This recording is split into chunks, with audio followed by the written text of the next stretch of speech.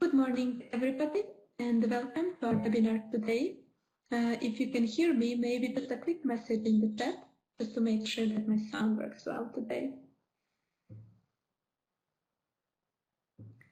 Okay, I see a lot of people are typing. Wonderful. At least some of you can hear me. I hope the sound works well. As I mentioned in the chat, my name is Katarina, and it's my pleasure to welcome you to today's webinar on behalf of the Child Protection Hub team. Thank you very much for joining us today. Before I introduce our two speakers and give floor to them, I just want to share a few things that may be relevant for you, especially for those of you who are the first time today with us. So practically, the ChildHub webinars are recorded. This webinar is no exception. So the recording of the webinar will be available after the session ends on our webinar page. This means that you can listen to recording later if you want to revisit some points, or you can share it with your colleagues who couldn't join us live. It will also be on our Facebook page, so you can always check it from there. Unfortunately, on the webinar, participants cannot use microphones, but we kindly ask you to use chat, and we really welcome all your questions and experience to share. I could see that our audience today is diverse, but we have quite a few advocacy experts with us today, and we really count on you to share your experience and to tell us what's your opinion and what good practices maybe you can share linked to the topic we are discussing today. So basically, to be able to hear us, you should make sure that the green icon, the green speaker icon on the top of your screen remains green. If you have any problems to hear us, please double check if this icon is green. If you still have problems to hear or any other technical problems, feel free to write to me and my colleague Vesna. We will be happy to help you with any technical issues. For the time being, this is all I think it's relevant from my side for you to know. And just quickly, today we are very happy to have two interesting speakers and to talk about a very important topic, which is now very much in public debate due to the given situation in Europe. So today we will discuss alternatives to child and family immigration detention in the European Union, and with us we have two excellent speakers, Jem Stevens from International Detention Coalition and Kadri Soova from Platform for International Cooperation on Undocumented Migrants. I would like to give floor to Kadri. She will speak first. She will give you a short presentation, and then she will take a few moments to address some of the questions you may ask her before we give floor to Jem. After they finish, we will have a big Q&A session and a discussion on what was presented, and we hope to hear a lot of feedback and your opinion as well. So without any further ado, Kadri, the floor is yours.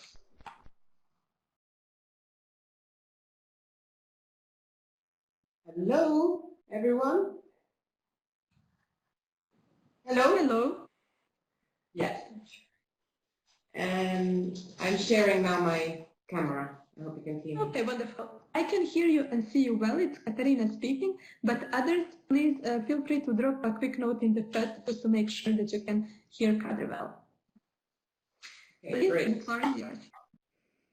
So, hi everybody. Thanks for taking the time out of your day to come and listen Jem and myself on the issue of child detention in Europe.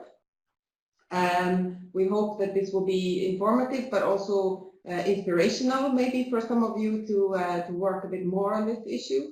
So I'm Kadri Soova. I'm the Deputy Director of PICUM, the Platform for International Cooperation on Undocumented Migrants. And I've been working in the past years specifically on the issue of detention and return, and why PICUM took on the issue of immigration detention and children is yeah, because we just saw that there is a lot of resistance from governments as well as from the EU level to kind of keep up on the idea of detaining children and families. The situation is also very politicized, and the impacts of immigration detention are very severe on children and families. So we kind of felt that it was time for us to also step up and focus on this issue. So what I will do today is I'll give you a very short overview of kind of the findings and key points that we included in a report that was just published about a few weeks ago. And it was as a result of joint work with the EU Initiative on Children in Migration, which includes the informal group of several EU-level organizations. So we put together this kind of short position paper that was meant to bring together some of the key arguments and issues that we want to address as a group on the EU level. So this is, you can also find it on PICUM's website. I think the link here is also included in the webinar, where you can find the report also in French and Dutch, French and Spanish, and there will also be a Dutch and Romanian translation of that. So the first thing that any advocate does when you take on a new issue is to look at what kind of data we have, what describes the phenomena that we're trying to talk about, and the first result was that there is very little data on the phenomenon of child detention in Europe. If you try to compare the different countries, there is some research done by the Fundamental Rights Agency on this, as well as the Quakers, trying to gather data across EU to compare how child detention fares in different countries. And the results are that it's not even possible to gather data from all the countries. Some countries don't really even collect or collect it in different ways, so it's very difficult to compare.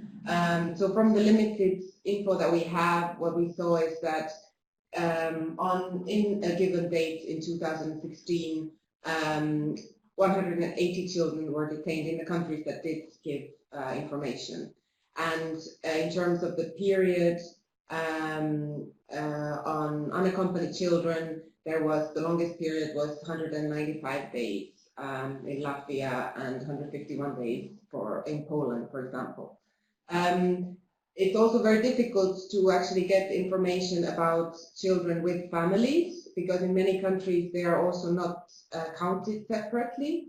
So you don't really know how many children were detained with their parents. So, for example, in Romania, children often don't even get noted on the detention order. So prosecutors and judges, when they make the detention decision, don't necessarily see that children are detained with their parents, because they're detained under the principle of keeping the family together and not really considered as rights holders by themselves. So that's all what makes it very difficult to actually have very concrete conclusions or very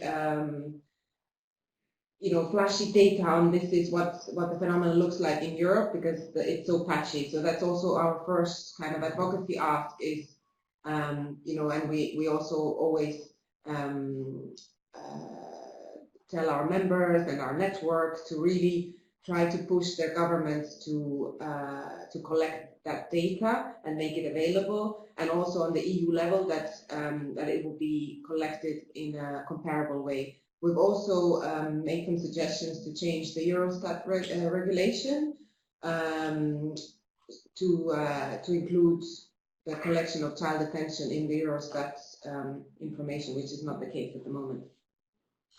So when we talk about why we should be concerned about child detention and why we think that child detention should end is first and foremost the impact that it has on children and families. We've tried to collect some information from research that has been done in different countries on limited groups of people, and some of the examples that we found is that medical professionals report that 85% of children and parents have negative mental health consequences. This was a study done in the UK, I believe. In our report, you can also find more links to resources if you are interested in looking at more different studies and so on. So we see that detained children have severe symptoms, including depression and anxiety, sleep problems, eating difficulties, and somatic complaints, and a lot of emotional and behavior problems as well. It also has long-lasting negative impacts on development and life outcomes, even if the detention is actually very short-term and carried out in so-called child-friendly environments. So what's kind of our first conclusion from that is that we shouldn't be really focusing on the physical conditions of and circumstances of detention, because the experience itself, often for older children, feels like a punishment, and smaller children are really severely impacted by the anxiety experienced by their parents as well. So the impacts are indeed very severe. So when we also looked at the kind of where we are in terms of consensus politically as well as in the courts. So we see that on international level, so on the global level, there is consensus from the UN, which kind of peaked then by the famous Global Compact on Migration process, where the final text that most member states signed onto commit to working to end child detention and prioritizing non-custodial alternatives to detention. So that was a great success for the organizations working to end child detention. It wasn't an easy task to have that text look like that, but in the end it was a success. But this is still, you know, UN level commitments which have to still be implemented on national level. So when you look at the European Court of Human Rights, maybe I'll mention the committee. So you have the UN Committee on the Rights of the Child, which is the treaty body of the Child Rights Convention. They come out with general comments, which are kind of guidance, interpretation for the articles in the convention. And so in 2017, they published, so the Committee on the Rights of the Child, together with the Committee on the Rights of Migrant Workers, published a joint general comment where they give guidance on issues concerning migrant children. And it also includes a very authoritative paragraph on child immigration detention, and they really underline that child immigration detention is never in the best interest of the child and is always a child rights violation. So these are some of the international commitments to be built on national level in Europe. So when we look at the European Court of Human Rights, then we see that the case law is pretty constant. It has quite a high bar in terms of when they say that child detention is acceptable. So they, we saw that they consider, obviously the courts always consider only the individual cases and individual situations and circumstances, so they would never, the court would never say, you know, child detention can never be applied, and so on. So what we saw is that they always, in those individual cases, the constant factors that they consider are always the age of the child, the material conditions of the detention, and the duration of the detention. So these are the different factors. And the legal grounds that are provoked usually are Article 3, so the prohibition of inhuman or degrading treatment, and Article 5, the right to liberty and security, and Article 8, the right to respect private and family life. So there are some very interesting cases that we've also mentioned in the report on this. The Court of Human Rights has itself also published 2 fact sheets on where they compile the different cases on detention of unaccompanied children as well as accompanied children. And to reflect kind of the previous point on the impact, one of the very interesting points that the court has made recently is that they noted that even though the material conditions in certain detention centers were appropriate, the conditions that are inherent to this type of establishments are a source of anxiety for young children. So that's the point around, we shouldn't really over-focus on the physical conditions, because the whole establishment itself is an issue in terms of health outcomes of children. So just going quickly through. Here I wanted to introduce a question for you. I'd be interested to see kind of where in your country you are at in terms of the discussion around child detention. Is it a big issue? Is it talked about in the media? Are there legislative debates going around this issue? Is it completely not talked about? Is there a certain block, or is everything going well and no children are detained? Because in some European countries as well, that's the case. So, for example, you have in Ireland, you have a prohibition on child detention, but in also many other countries, in practice, children are not detained, even though there is the possibility in law. So I wanted to also look at next. I mean, you can still fill in the poll if you can.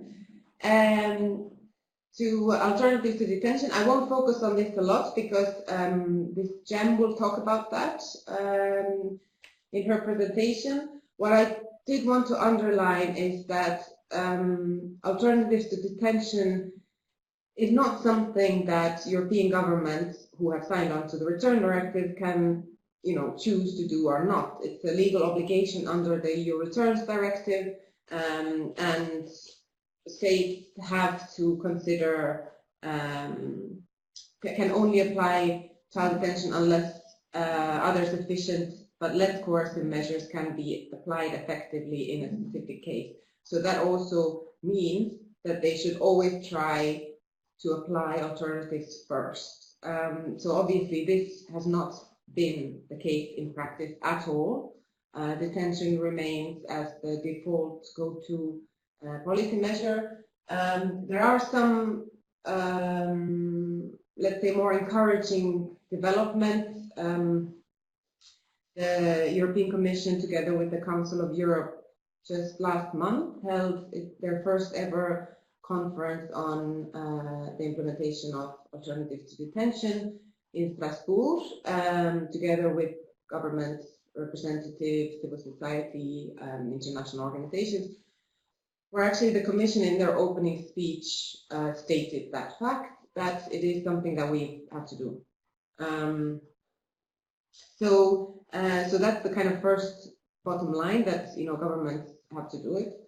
And obviously when we see governments moving towards taking up more alternatives to detention, we have a specific model in mind that through our experience with civil society-led pilots has shown to be effective, and this is the community case management-based models that Jem will also talk about.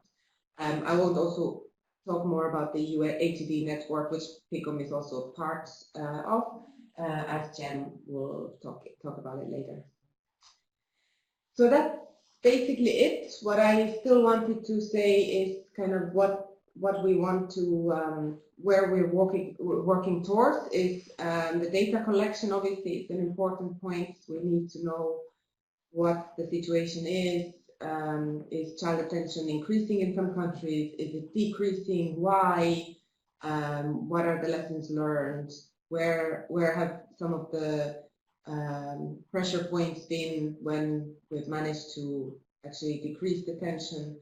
And the second is really look at how to lift the alternative discussion off the ground and how can we increase implementation and government take-up of alternatives. And this is also looking at the funding instruments available from the EU multi-annual funding framework for the next funding period, where alternatives to detention, especially for children, have quite a prominent role, which means that when national governments begin their programming for Asylum Migration Integration Fund, or Asylum Migration Fund now, then it means that they have a possibility to use the EU funds for it. And yeah, it's also an encouragement for national level organizations to actually stimulate their governments, try to be in the conversations where the programming is made to get in there early and to convince member states as well to tap into these funding possibilities on EU level to implement alternatives. So that was it from my side. I look forward to the discussion and to Jem's presentation. Thank you very much, Kadri. It's Katarina speaking. I won't start my video, but I want to put on the poll that you asked people to fill in.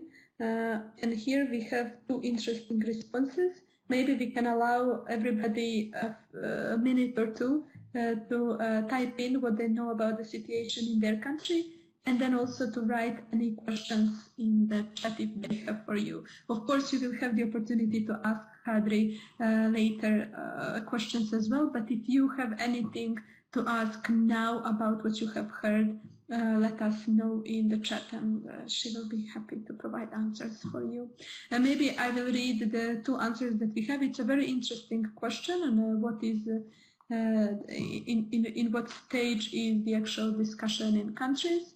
And we have a comment that in Hungary it has become worse since the introduction of the migration emergency state. So it's one example of a country in a region. And we have a comment relating to Belgium that no detention of unaccompanied minors except for age assessment. So in Belgium there is no detention of accompanied minors since August 2018, quite present in the media, especially now with federal elections on the way. So if I understand correctly, the situation in Belgium, this topic is present in the media, and it is mentioned in the election, in the upcoming elections. So there is the interest of a wider population to talk about this in their elections. I wonder what's the, I mean, Kadri, please feel free to step in, but I am wondering what's the situation in other countries, and if you have also experiences with having this topic as part of elections, because often people prioritize maybe different kind of topics in the elections. So it's very interesting to see that actually this is one of the issues mentioned in the election. And the comment we have now related to UK, an issue we have seen is stateless young adults who are denied refugee status but given indefinite leave to remain, being detained arbitrarily because there is no country of return for them. Yes, and this is probably one of the issues with the public policies and how this issue and how these issues are managed practically. Those are very interesting three examples. Thank you very much for sharing. Maybe you can write in the chat if you have any other comments, and if you have any questions for Kadri, you can also get answers in the chat. Kadri, do you have anything to add to what we see on the screen, or we can give floor to Jem? Thanks a lot for your comments. I think it also shows, there's so many different phases in the different national context. I mean, one issue is, of course, also the number of migrants and the number of detention cases in general. So you see that in countries, for example, where I'm from, Estonia, you have very small numbers. So the children, unaccompanied children who arrive or who need to be returned, there's no need to resort to detention because it can be resolved with alternatives. So that issue doesn't even come up politically because it's not really in the public eye, it's not really a concern. And then you see other countries where the numbers are not so big, but it's very politicized, which means that it's very difficult to go with an argument of ending. So you really need to go and talk about alternatives and how to kind of reduce the possibility of detention. So it's also politically very different, like how you can approach the issue. You also see, for example, a country like Germany that has a lot of numbers of returns, but very low numbers of detention. So there are all kinds of different scenarios. And yeah, the unfortunate thing is that there is very little comparative data to really draw conclusions based on the numbers. So we have the kind of case studies only that we can draw on. But yeah, that's it from my side. Thank you so much. Thank you very much for an interesting presentation, and thanks everybody for answers. There is one more answer from Portugal. As Kadri said, it's very interesting to see the diversity within countries on this topic. So having this said, Jem, the floor is yours, and your presentation will be on the screen in a moment.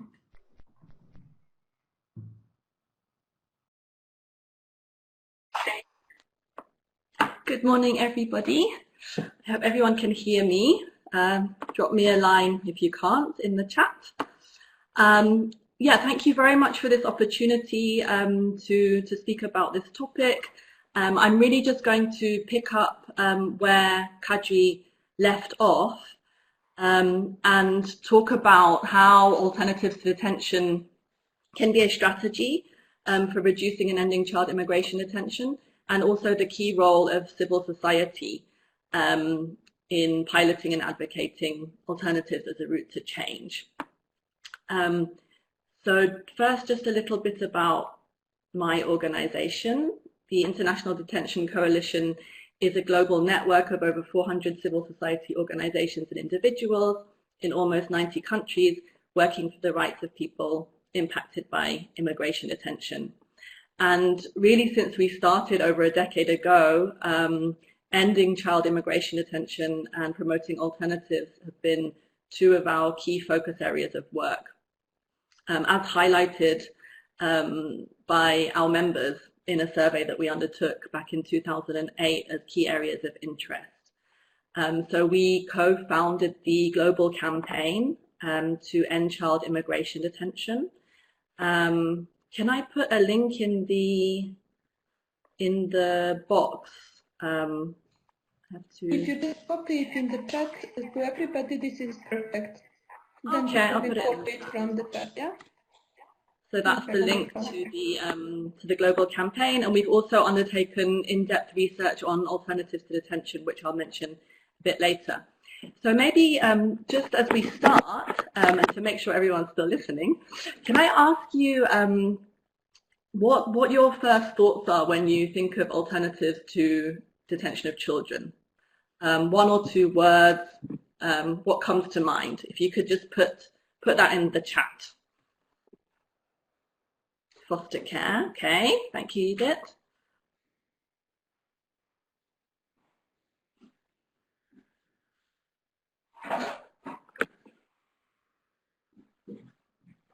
Community-based approaches, great to hear. Case management, great to hear.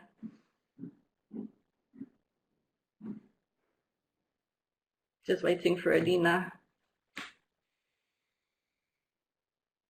Okay, that's great. Thank you for that input. I'll just let you know, I mean, how we define alternatives as the IDC, and that is as any law, policy of practice by which persons are not detained for reasons relating to their migration status. And as you can see, it's a very broad definition. Why this broad definition? Because for us, really, from the start of our work on alternatives, this has been a strategy. So an advocacy strategy, in this case, for reducing and ending child immigration detention. We've seen, as Kadri mentioned, it's not enough to talk about the problems of child detention, especially in the EU. There's been quite a challenging kind of situation where governments are still insisting, even though the harms are very well known, that it's necessary to keep detaining children and families. So we're thinking about, what's the process of change? How can we really reduce and in the end child immigration detention? And we see that there are kind of two kind of strands needed often in this work. One is making child detention a political problem, and the other is proposing solutions, and that's the alternative. And the solutions part is really about showing what governments can do instead of detaining children, that there are other ways to manage migration without child detention, and also giving confidence to governments to release children and families and to reduce and end child detention. And in the end, it's about building fair and transparent migration management systems that fulfill children's best interests and work better for everyone. So it's a long-term process-based strategy. Yeah, so with this in mind, we conducted research over 5 years, looking at 250 examples of alternatives within 65 countries. And what we found was that the alternatives that work best in terms of government objectives of engaging individuals and resolving cases, as well as ensuring well-being and being cost-effective, are the alternatives which build trust and support people to engage with immigration processes, especially through case management. So it's really great to hear community-based approaches and case management coming up in the chat, because often in Europe the focus has been on kind of restrictions-based, conditions-based alternatives such as reporting or surrender of documents, bail, which governments try to use to control people and keep track of them, but which don't actually work to achieve outcomes and which can restrict liberty and obviously don't in and of themselves ensure child well-being. So what does this mean for our strategy? It means that we can focus on the alternatives that we want to see, those that are based on trust and engagement, not enforcement. The child-centered alternative care and protection models, which are focused on child well-being and rights, and those that support and empower children and their families to engage with immigration procedures. And we can make arguments that these produce better outcomes for governments, children, and the families involved at far less cost. So I just wanted to show a video to make this a bit more concrete, which UNHCR has produced on alternatives to detention for children, and then get back to the presentation.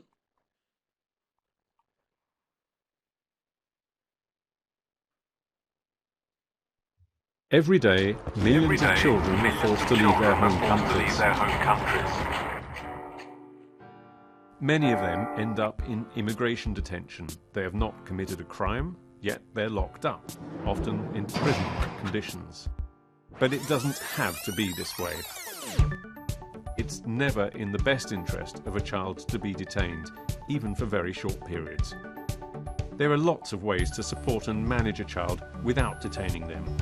Many countries already have these options in place.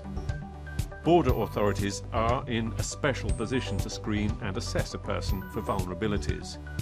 If a child is alone, a suitable guardian must be assigned. A guardian represents unaccompanied children in all decisions, independent from those deciding their protection claim, who can assist them to realise their rights.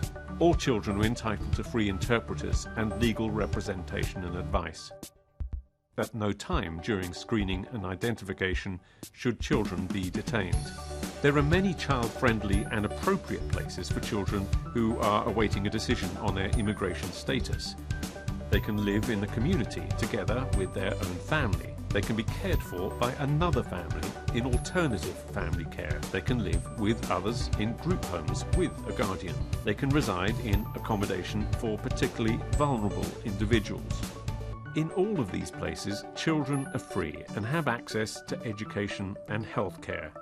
Research has shown that when a case manager is provided, communication, participation, welfare and support for the child can be improved, and the speedy resolution of their asylum or immigration case can be facilitated.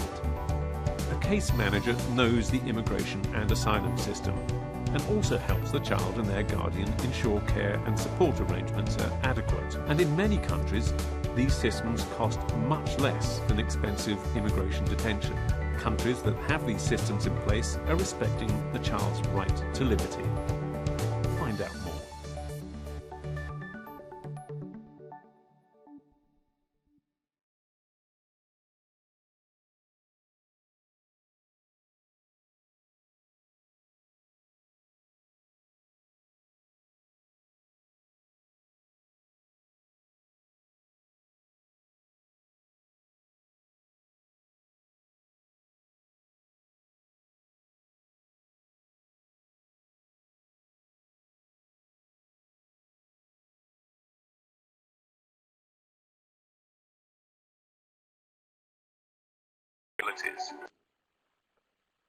Great. So I hope everyone could hear it. Otherwise, I've put the link in the chat.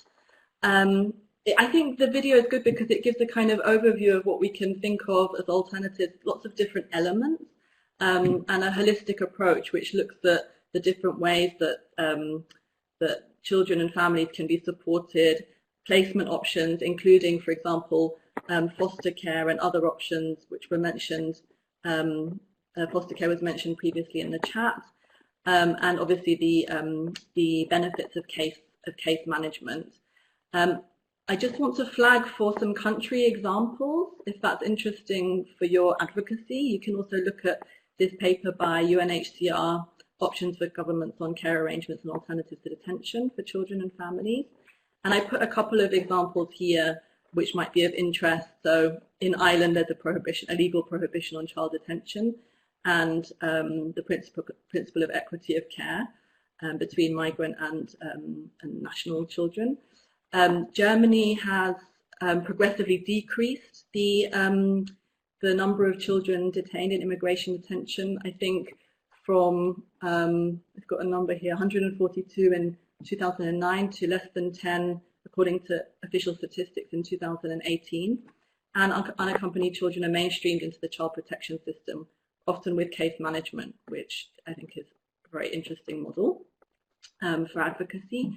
Cyprus has also stopped detaining children and has a holistic case management program for unaccompanied children. And there are some options for families with children mentioned in the UNHCR paper, which you might be familiar with. And one example is the UK family returns process, which has really significantly reduced the number of children detained with their families through a model based on face-to-face engagement and independent decision-making by an independent panel. The challenge is when we think about advocacy, that there are these different examples that we can look at, but there are also no one-size-fits-all options of alternatives. So giving governments examples from other countries often doesn't work, just a static model. And because there are always reasons why it doesn't apply in that national context. And it's true that alternatives need to be tailored to meet the specific needs of the context and client group. This led to kind of barriers in Europe, especially where there was increasing, or there has been increasing interest and momentum around alternatives. Kadri mentioned as well the increasing leadership of the Commission and the Council of Europe, plus the global momentum around the standards and the global compacts. But the question is, how can we turn this theory and increasing interest into practice?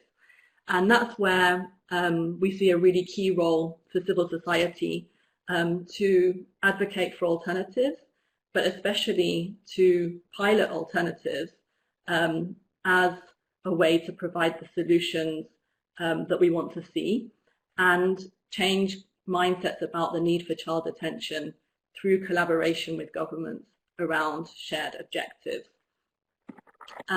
So in this region, more has been done in this area of piloting for alternatives for adults rather than children, whereas in other regions, child detention has really been a kind of way to get the foot in the door with governments to talk about immigration detention at all. But I wanted to talk about a little bit more about the European Alternatives to Detention Network, which Kadri mentioned, which is doing really exciting work, and I think could be useful for all your advocacy as well, and also for thinking about how we might be able to work on this going forward. So since 2017, we've been working with NGOs in 4 countries, in Bulgaria, Cyprus, Poland, and the UK, with the IDC and PICUM.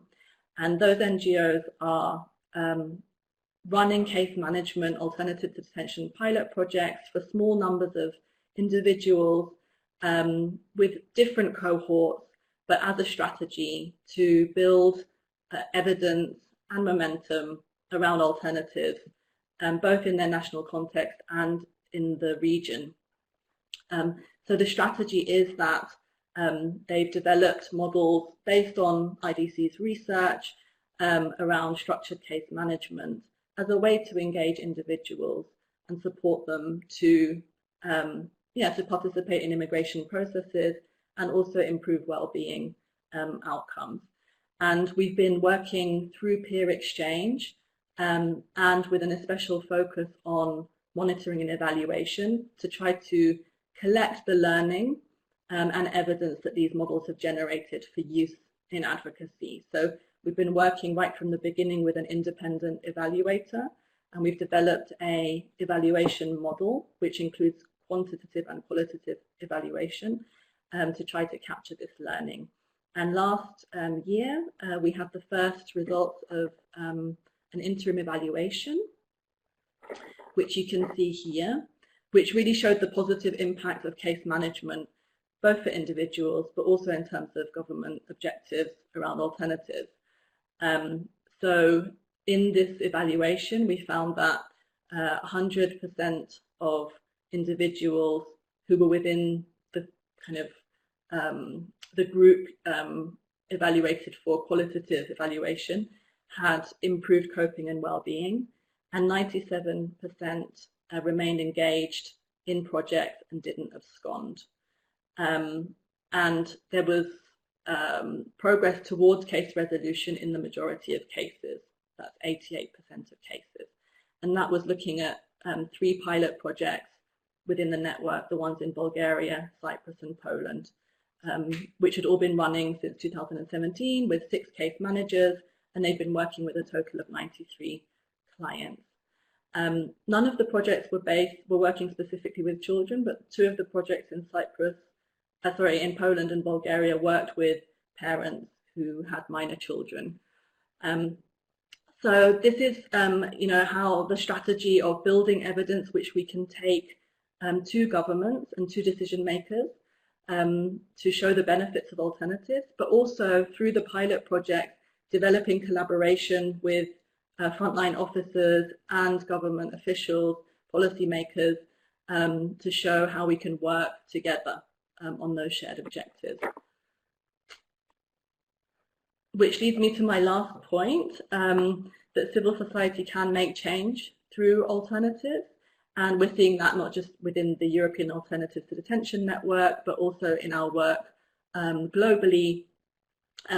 Within Europe, I think the UK is a really interesting example, not just the family returns process, but strategic advocacy around detention and alternatives, including a pilot project, has contributed to a process of detention reform, with the government announcing a series of new NGO-run pilot projects, and detention capacity has already been reduced by 40%. In Mexico, a small pilot project for unaccompanied children and strategic advocacy led to large-scale releases and a commitment to alternatives and further pilots. And in Asia, one of our members in Malaysia has been doing really interesting work developing a pilot for unaccompanied and separated children. I think the pilot's been running since 2015 and has worked with over 50 children, and has had really positive evaluation feedback recently, especially around how the child-centered holistic case management model, looking specifically at child welfare, has improved engagement with the immigration processes as well. So civil society is really well placed to work on alternatives and pilot these models. NGOs have the expertise in migration management or migration issues, child protection and case management, are in a good position to build trust, which we need to, to ensure success. And I think civil society can also take hold or take control of the narrative more of alternatives to push this trust and engagement-based model. And we're, with PICUM and the European Alternatives to Detention Network, and some of our members who I can see taking part in the webinar, and partners, we're working towards more pilot projects and more practice and supporting strategic advocacy around alternatives. So my last question, sorry, that's the recap. I think I've just done that. My last question really for discussion, and also welcome any questions, is what challenges and opportunities do you see for piloting or advocating on ATD in your country or context? Thank you.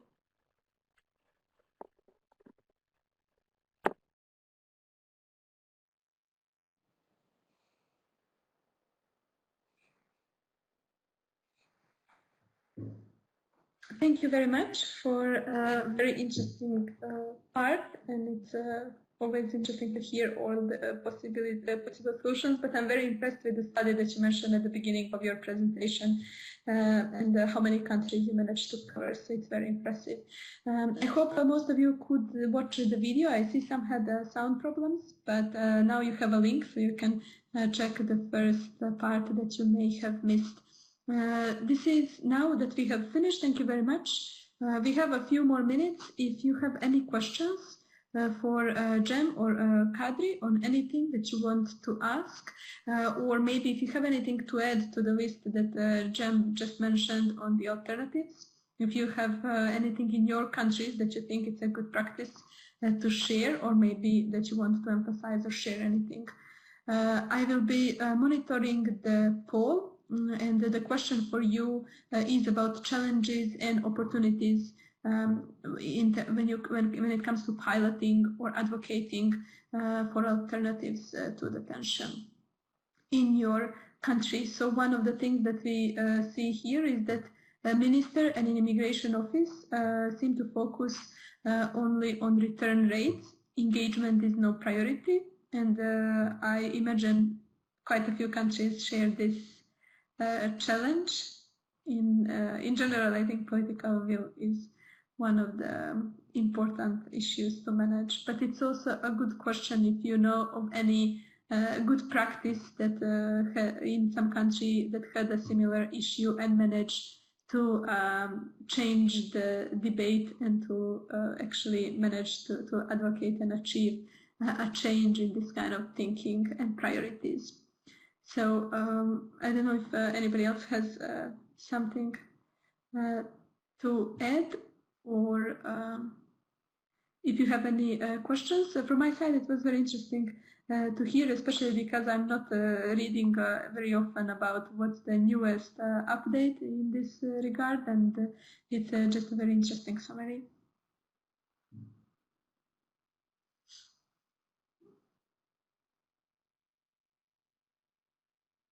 Okay, well, I see we don't have any questions, but I imagine if anybody wants to reach out, they can write both to you and Kadri, and they can contact your organizations to discuss anything that they may have heard now and they would like to learn more about.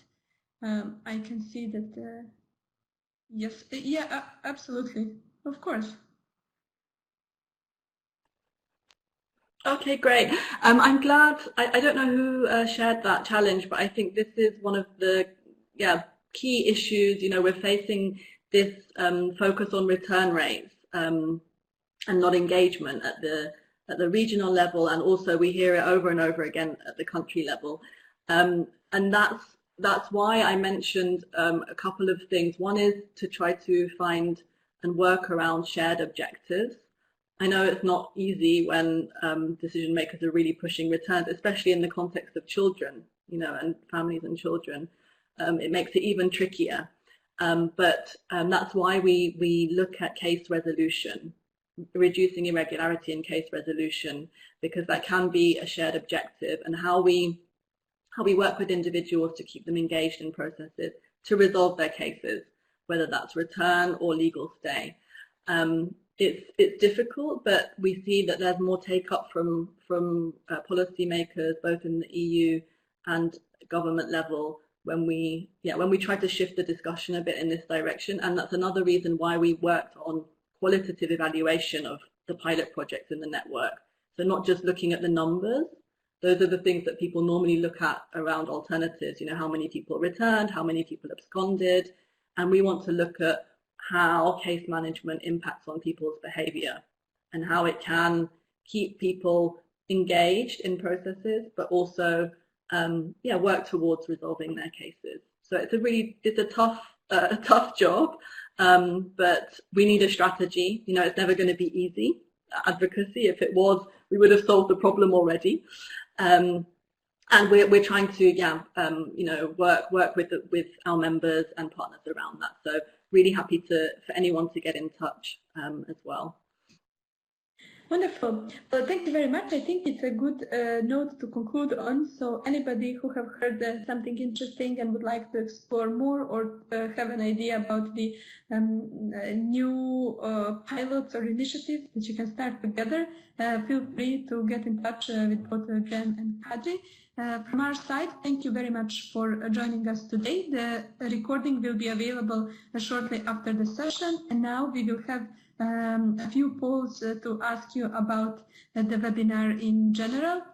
Thank you for your time, and the last remark from my side is in case you would like to get a certificate of attendance, I know for some this is important, you can write us on the email that you can see in your chat, and we will be happy to send you a certificate of attendance for this webinar. If you have any other comments or feedback for us, now you have a special poll section to share this, and we are really much welcome. If you have a topic that you want to propose for a future webinar, or a speaker, or an initiative that you think it would be good for us to feature and useful for others, don't hesitate to let us know. So with that being said, many thanks to both Jem and Kadri for joining us today, and for really interesting presentations, and for amazing work that you've been doing and shared with us today. Thank you all for joining us. Have a nice rest of the day, and please follow us on Facebook and sign up for a newsletter to make sure that you see all other upcoming activities that we do that may be interesting for you. Have a nice day, everybody.